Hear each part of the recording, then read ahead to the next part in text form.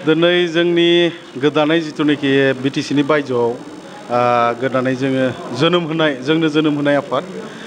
Political party बिपिपि बड' पिपल party बिनि दिनै जोंनि भट टेकिं सेरेमनि दिनै दंमोन। बेयाव जोंना इउथआ मिनिमाम 200निफ्राय 250 जनसो माने दिनै बेयाव जोंजों भट टेकिं लाफादों आरो सेन्ट्रेल कमिटियाव ओमफ्राय आरो दंबावो फैबावनो दिनै एसे उसुबिदानि थाखाय फैयाखै आरो मिनिमाम जोंना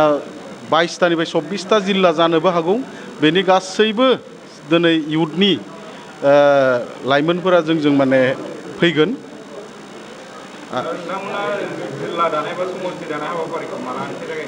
बारा नङा एकदम जोङो सर्ट टाइमलि जोङो साननैसोनि उनावनो जोङो जिल्ला दावबायगोन आरो जिल्ला दासिगोन जोङो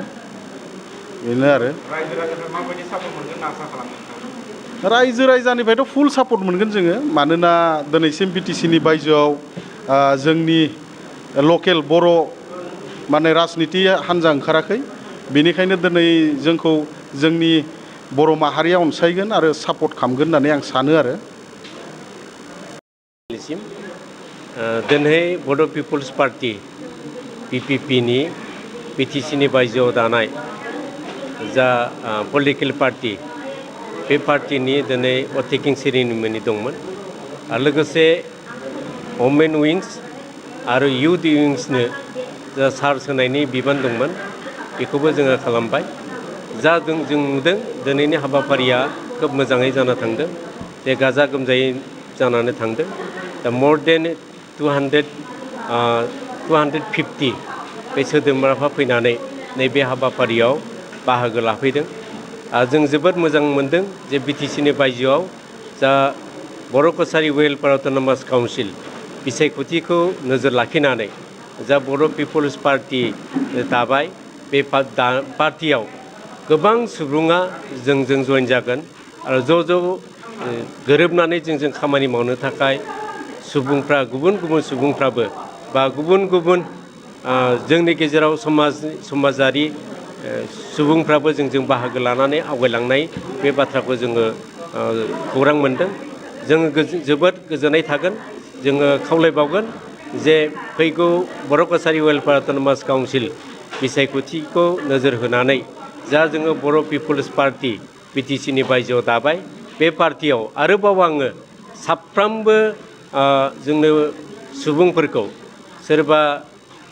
सानसुमै सुबुङानो जा सोरबा समाज सिबियारियानो जा आरो सोरबा ओरैनो थानाय माखासे इन्टेलेक्सुवेल बा गोरों गोरा फरायनो गोरों क्वालिफाइ जायफोर सुबुंफोर बिथांमोनखौबो आं खावलायगोन बे जोंनि बड' पिपल्स पार्टियाव बाहागो लानानै ज' जाहाथे खामानि मावलाङो बिनि थाखाय आङो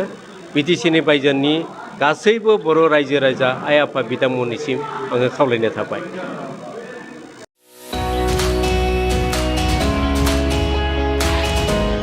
मोनसे फोसावथाय bachelor of vocational nursing care लानो गोसो गुदुं लाइमोनफोरनि थाखाय मोनसे गोजोनथाव खौरां। बाक्सा जिल्लानि सिङाव थानाय बरमायाव rural institute of health science group of vocational nursing एडुकेशनाव बेचलर अफ भकेशनेल नार्सिं केयारनि थाखाय मुं थिसननाय एबा एडमिशना सोलिगासिनो दं।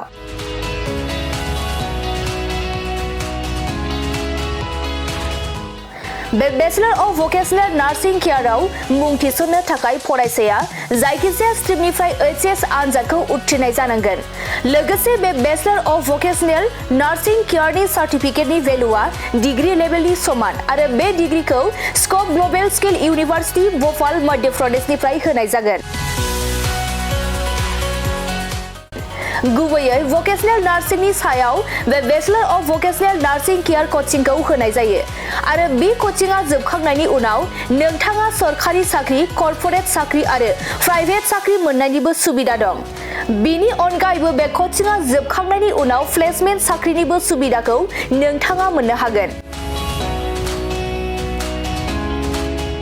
बेनिखायनो जाय बिथांमोना बे bachelor of vocational nursing care कर्सखौ खालामनो गोसो थाबैनो नैबे 8723035865 जानबुं नम्बराव सुराद लानानै गावनि मुंखौ थिसननो हागोन।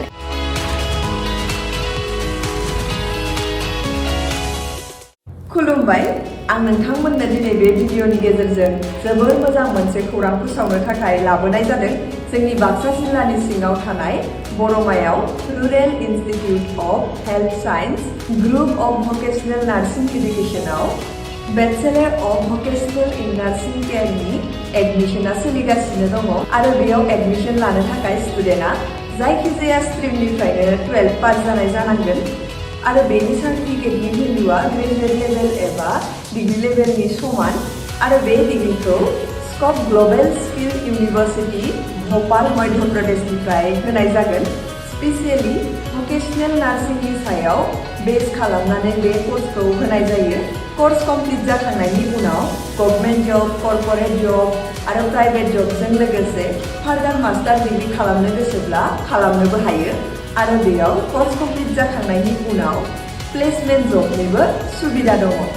बिदिब्ला एथ' मोजां सुबिदाखौ जों मानो जोंनि आखाइनिफ्राय बारग'होनो